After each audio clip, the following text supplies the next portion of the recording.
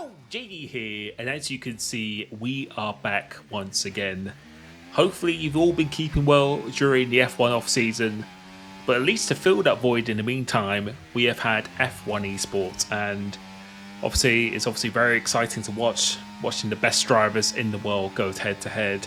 And yeah, there's been a little bit of discussion recently regarding the equal car situation, because I've actually made a video on this, I think a few months ago, where I've really detailed that I think the cars aren't equal, which I feel has always really been the case, which I will get into during this video.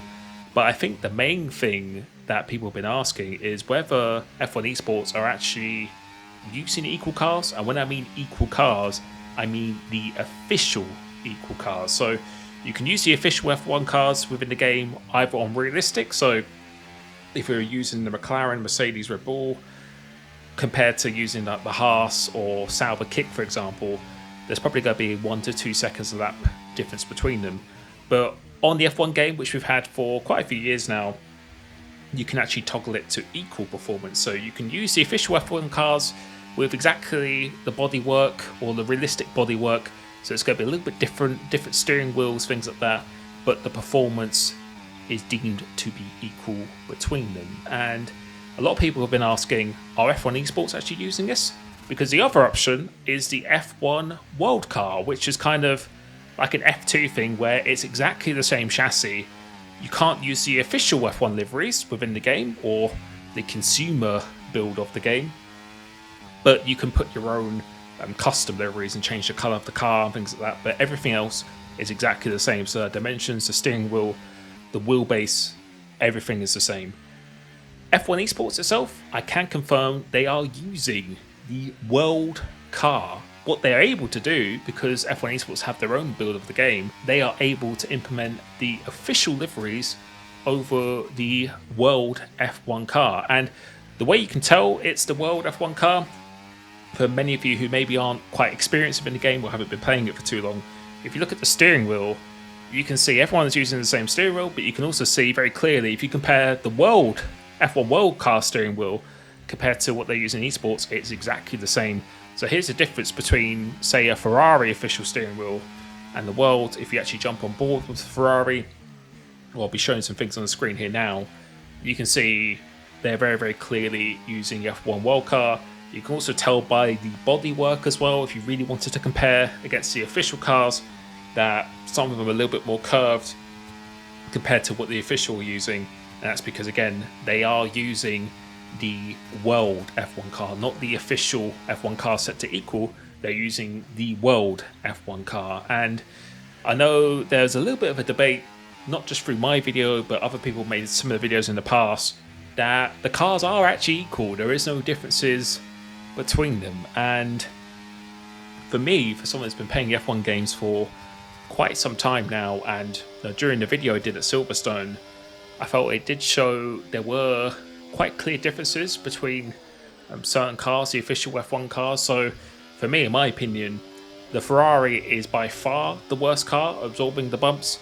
It's very easy to over-rotate the car and very easy to lose it under traction. And you can see from clips from my own races and even from someone like Carl24, who's one of the very fastest drivers on PlayStation, you can see him losing the car in the Ferrari.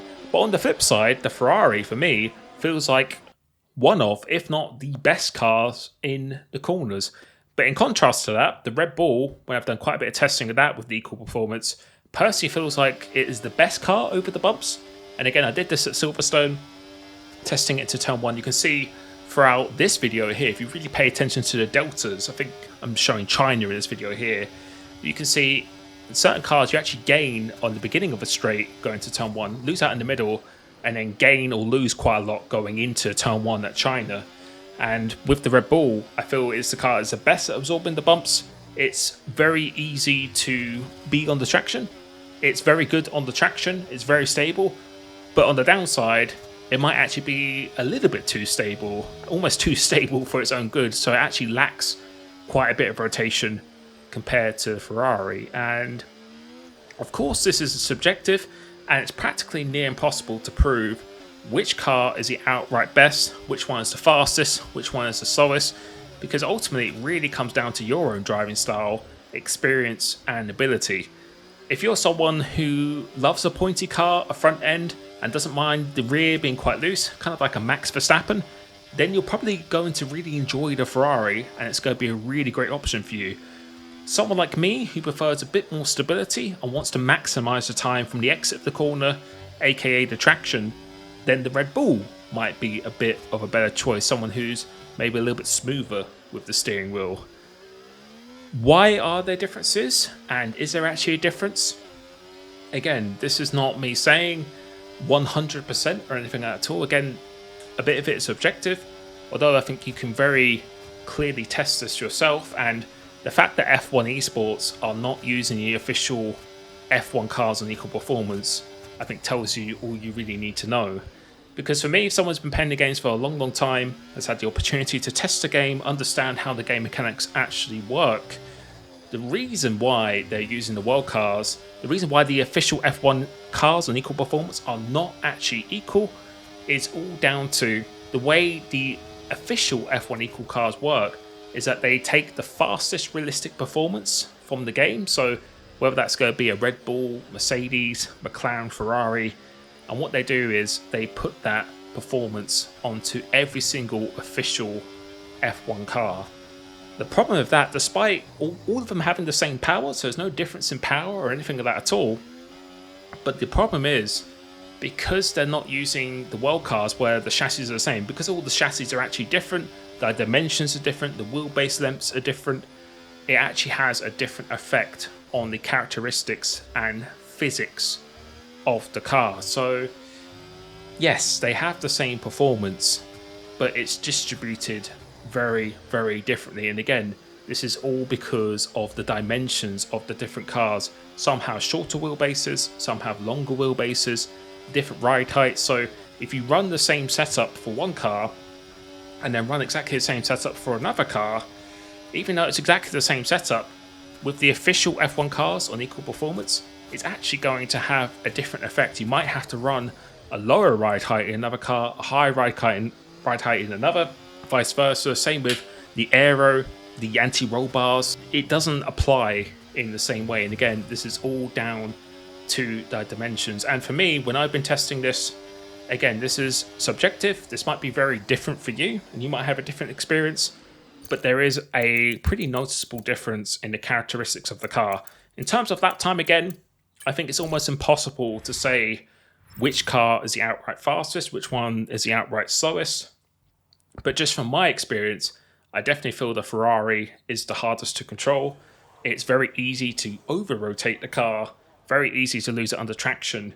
But again, on the flip side, it's actually amazing in the corners, if not the fastest car in the corners. So again, it depends on your driving style, your ability, your experience. The Ferrari might be the best car for you, but then for some people like me, it might be the worst car for you. And I think it's going to be very different for different drivers. And in a nutshell, and very, very simply, that's why F1 Esports are not using the official F1 cars on Equal Performance. They're actually opting for the world cars.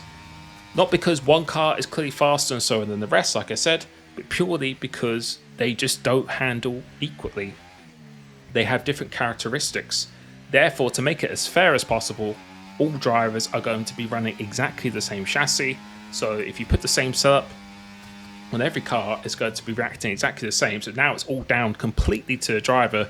The only thing that's different is the liveries are different. And this is really the only way to guarantee the competition remains fair and exactly as it should be.